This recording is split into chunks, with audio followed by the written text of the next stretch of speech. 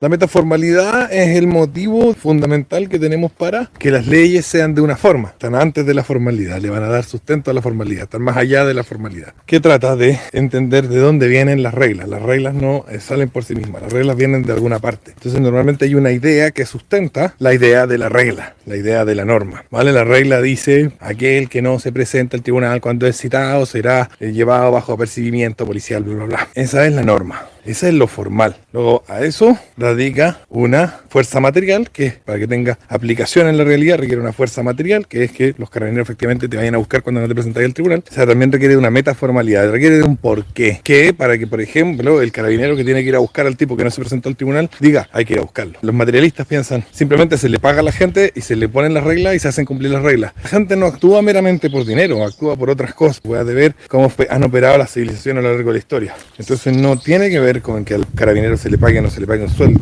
Tiene que ver con que ideológicamente se le ha convencido de que la fuente de esa norma es válida. Entonces hay un origen de la norma, hay una fábrica de reglas, una fábrica ideológica, imaginaria de reglas para la sociedad, y esa es la metaformalidad. Vamos a ver un poquito las distintas metaformalidades que han existido en la historia, vamos a empezar a entenderlas, ¿no es cierto? Hay una cosa que me parece curiosa y es el tema del periodo helenístico. Cuando termina el periodo clásico, periodo de las guerras médicas, la guerra del Peloponeso, los filósofos, los pensadores, los griegos, ¿vale? Periodo clásico, va a empezar un periodo que se llamará helenístico. Alejandro Magno conquista medio planeta, llega hasta la India, Egipto, etcétera.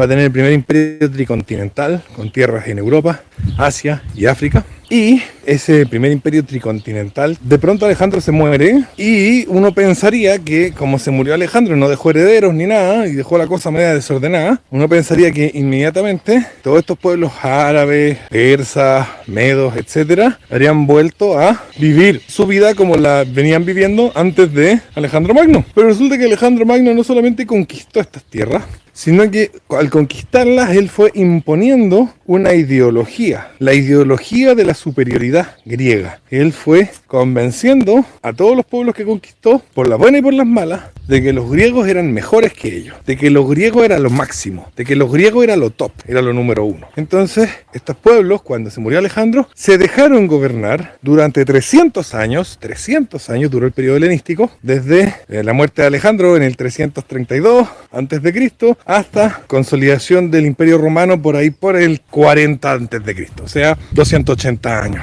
3 siglos de periodo helenístico. Y de hecho, si nosotros vemos después en el periodo latino, incluso durante la parte de la importante la Edad Media, de alguna manera en el Oriente Próximo se mantiene el periodo helenístico, sobre todo mediante el Imperio Bizantino. Interesante. ¿Qué es lo que es el periodo helenístico? El periodo helenístico es el momento en el que la gente que no es griega empieza a entender lo griego como lo máximo. Y por lo tanto se van a dejar gobernar por Seleuco y sus descendientes, por Ptolomeo y sus descendientes, y eran los amigos de Alejandro Magno, ni siquiera eran parientes. Entonces, la dinastía ptolomeica va a reinar en Egipto desde Ptolomeo I hasta Cleopatra. Y esos son como 300 años. ¿Qué es lo que hizo Alejandro? Que hizo que la gente de Egipto dijera, nos vamos a dejar gobernar por un griego, vamos a dejar que nos gobierne un griego por 300 años, porque sí. No se podrían explicar, si lo pensaran con la cabeza, los indigenistas de lo que fue el periodo, comillas, colonial, porque los indígenas se dejaron gobernar por los españoles durante 300 años. En México, en Venezuela, en Colombia, en Perú. Los de Perú ni siquiera se querían independizar, los tuvimos que obligar. ¿Qué es lo que hay detrás ahí? En el Oriente Próximo y lejano de la India, con Alejandro Magno y el periodo helenístico de 300 años, no se puede explicar desde el poder material, porque se muere Alejandro y el ejército se divide, y de hecho se agarran en guerra entre ellos, con lo cual cualquier pueblo que se levantara se podía independizar, pero no lo hicieron porque Alejandro transformó la metaformalidad de esos pueblos. Alejandro los convenció de que lo griego es lo mejor. 7 libros del Antiguo Testamento y prácticamente todos los libros del Nuevo fueron escritos en griego. Macabeo, Sabiduría, el Evangelio de Juan. ¿Por qué? Porque Alejandro Magno estableció una metaformalidad griega. Fue capaz de decirle a todo el mundo, aquí lo que la lleva es ser griego. Y la gente lo que quería no era rebelarse contra los griegos, sino ser lo más griego que pudiera. De ahí viene la disputa entre la secta judía de los fariseos y la de los saduceos. Todo esto viene del periodo helenístico. ¿Por qué? Porque son personas que interpretaron las escrituras del Antiguo Testamento a la luz de la filosofía griega de manera opuesta, contraria. Entonces, estaban haciendo filosofía griega. ¿Por qué los judíos estaban haciendo filosofía griega? Porque estaban bajo una metaformalidad. Entonces, la metaformalidad, digamos que de alguna manera es lo que los liberales malamente llaman batalla cultural. ¿Y en qué consiste? Consiste en transformar lo que la gente entiende por una norma válida. Tú transformas lo que la gente entiende por una norma válida y por lo tanto puedes hacer que ciertas normas sean válidas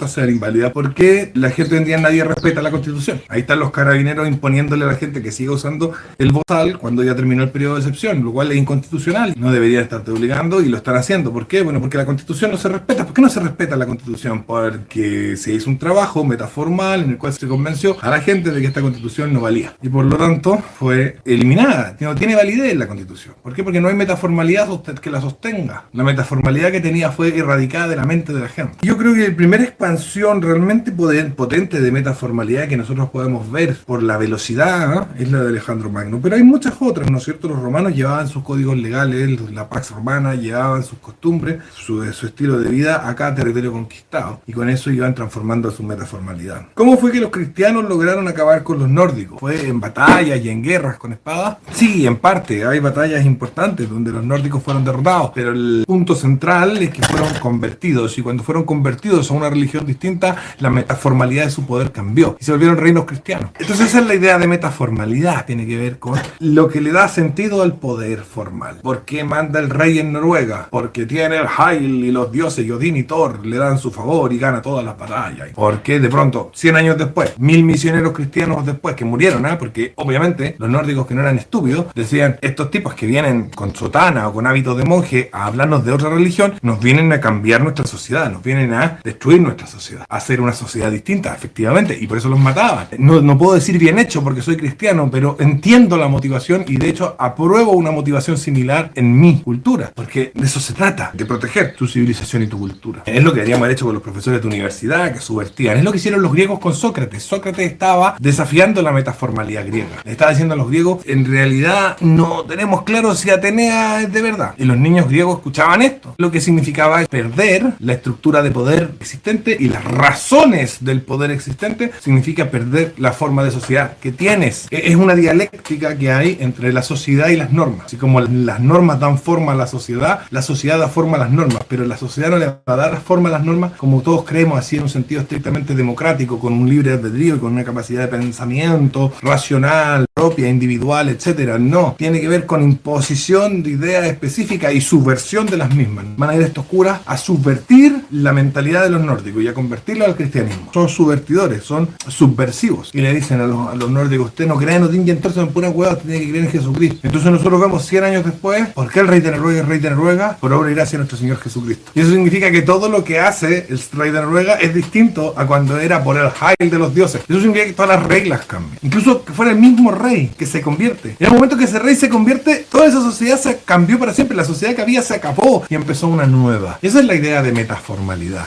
Clarísimo sea, la metaformalidad es una manera distinta de decir el concepto liberal de la batalla cultural, para no decir que somos liberales. Los liberales creen que la batalla cultural, los comunistas no, porque son más inteligentes, entienden esto que llaman batalla cultural como difundir las ideas de forma más o menos coherente y que la gente entonces las escuche, y porque la gente es racional, las va a entender y las va a aceptar y las va a aplicar y va a votar por. Esa es como la idea liberal de la batalla cultural. Yo convenzo a la gente de mi idea y la gente vota por gente que piensa como yo y gane la batalla cultural. Y la batalla cultural no opera así, y ahora vamos a explicar un poco cómo funciona la batalla cultural, porque la batalla cultural es mucho más irracional y cruda de lo que los liberales creen. Metaformalidad no es batalla cultural, metaformalidad es, digamos, la cultura del poder. Entonces hay una batalla cultural, significa una lucha por definir la cultura del poder, es decir, por definir la metaformalidad. ¿Cómo dio la batalla cultural Alejandro Magno? Alejandro Magno cambió la metaformalidad de los pueblos persas, indios, egipcios, etc. ¿Cómo lo hizo? Con la falange, la caballería de los amigos, los hispanistas, torres de asedio, catapultas. Así cambió la metaformalidad, porque así se cambia la metaformalidad. La metaformalidad no se cambia meramente con la parte cultural de la conversación. Hay cultura también en el combate y en el conflicto, y es parte fundamental. Entonces, por ejemplo, para proteger su metaformalidad, que hacían los vikingos con los curas, los desollaban vivos, los quemaban, decían, vamos a hacerle una hueá tan terrible que no quiera venir ningún cura para acá, y seguían yendo los curas para allá, seguían subvirtiendo. Y cuando los curas lograron convencer y convertir al rey de los daneses, ¿qué es lo primero que hizo el rey de los daneses? Perseguir a sus súbditos que todavía no se convertían, porque la metaformalidad es total, y eso es lo que la democracia no logra captar. La metaformalidad es total, y por lo tanto la democracia, que es el juego libre de las metaformalidades, lo que lleva es siempre a que una metaformalidad formalidad se totalitariza y de alguna manera la democracia es totalitaria en su condición de pretotalitaria. ¿Qué es lo que hacen al tiro? Inquisiciones y cosas así, empiezan a perseguir a la gente que no se ha convertido. ¿Por qué? Porque hay un juego también físico. Tú para hablar yo tengo que dejarte. Y tú para convencer no basta con que tengáis buenos argumentos. Tenéis que además saber hablar bien y tenés que ser una persona que yo pueda admirar y seguir. Y ahí hay un montón de características animales y hormonales que influyen mucho. Y también hay un montón de aspectos espirituales y emocionales que influyen. No es solamente el discurso. ¿Y cómo yo puedo imprimir emoción? ¿Cómo lo hicieron los cristianos en Roma? Venían los romanos y les decían, reniega de Cristo o te mato. ¿Y qué es lo que hacían los romanos? O sea, los cristianos, mátame. O sea, el cristiano en ese momento, cuando se martiriza, ejerce una violencia sobre sí mismo para generar el impacto emocional necesario para la conversión de los demás. Eso es lucha cultural. No Kass, ni Axel Kaiser, ni Johannes, por Dios.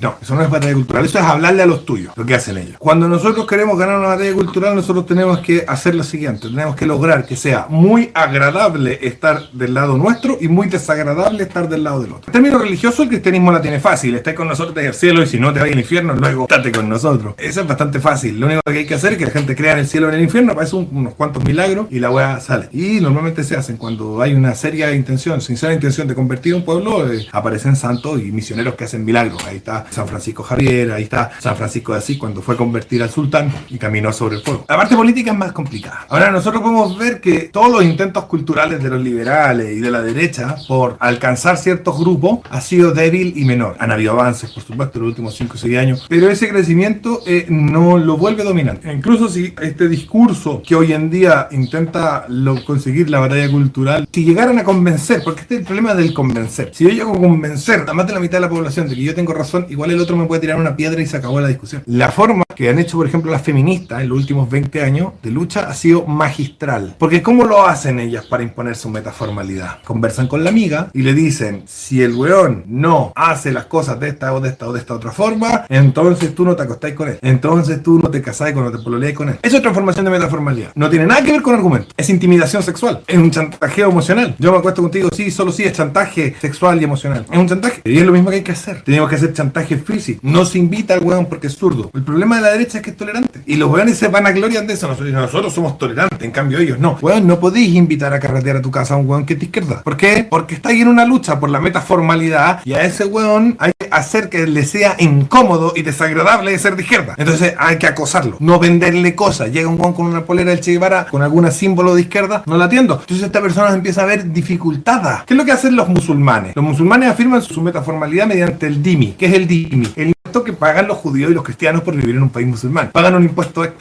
extra bastante alto. Pagan como 20% más que el resto de la gente. Eso significa que para ellos hay un incentivo económico importante para convertirse en musulmanes. Entonces tiene que ver con cercar y acosar a la disidencia, a los que no están de acuerdo contigo. Cercarlo y acosarlo socialmente. Chantaje emocional, chantaje sexual y físico y violencia. Violencia muchas veces. Alguien dice algo y si las condiciones están dadas, se le puede sacar la cresta. Un carrete. Culpan a la borrachera. Llega el huevón y dice, yo creo en la igualdad y no sé qué. Pero el huevón queda claro que no puede andar diciendo esa estupidez. Mucha gente es zurda porque es ingenua.